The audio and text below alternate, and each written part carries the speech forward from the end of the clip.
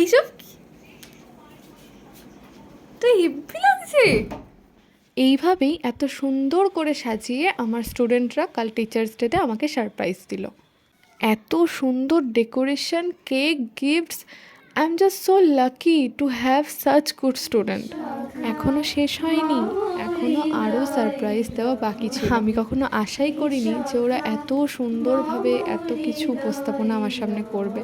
আমি খুবই খুশি হয়েছি ওদের এই পোটেনশিয়াল, ওদের এই ইচ্ছা দেখে। যতই বলি সব কথাই হয়তো খুব কম লাগবে, কারণ তাদের এত কষ্ট করে আমার জন্য এই ছোট্ট ছোট্ট জিনিসগুলো করা হয়তো প্রতি বছর বা কয়েক বছর অন্তর অন্তর প্রত্যেকটা স্টুডেন্টই প্রত্যেকটা টিচারের কাছে পাল্টায়, কিন্তু এই স্মৃতিগুলো সারা জীবন টিচারের কাছেও রয়ে যায় আর স্টুডেন্টের কাছেও। এইভাবেই আমি আমার টিচার্স ডেটা পালন করেছিলাম।